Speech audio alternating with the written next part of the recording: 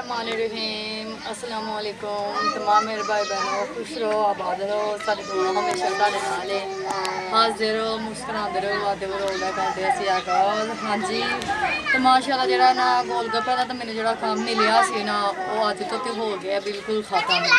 क्यों अल्लाह सोना देगा होर कोई रोजी तो होर कोई करांगे जेड़ा गोलगप्पे दे जेह्ड़ी मैं मेहनत की है ना ਉਹ ਤੇ ਕੁਛ ਮੇਰੇ ਨਾ ਦਵਾ ਦੀ ਨਾ ਦਵਾਈਆਂ ਦੇ ਵਿੱਚ ਲੱਗੇ ਕੁਛ ਨਾ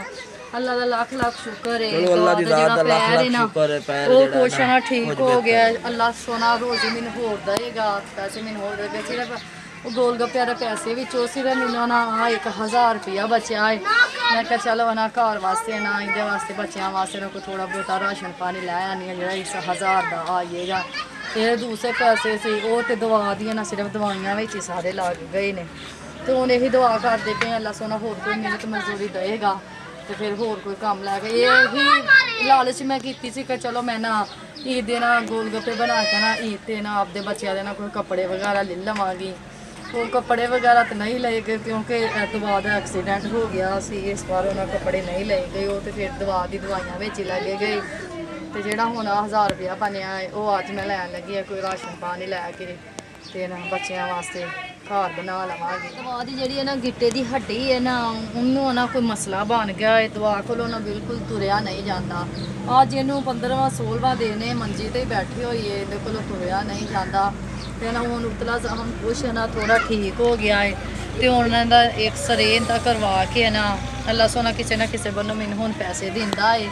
ਤੇ ਮੈਂ ਦਵਾ ਦਾ ਐਕਸਰੇ ਕਰਵਾ ਕੇ ਨਾ ਤੇ ਫਿਰ ਨਾ ਹੱਡੀ ਵਾਲੇ ਡਾਕਟਰ ਨੂੰ ਦਿਖਾਵਾਂਗੇ ਕਿ ਕਿਉਂਕਿ ਇਹਦਾ ਹੱਡੀ ਦਾ ਕੋਈ ਮਸਲਾ ਤੇ ਨਹੀਂ ਹੈ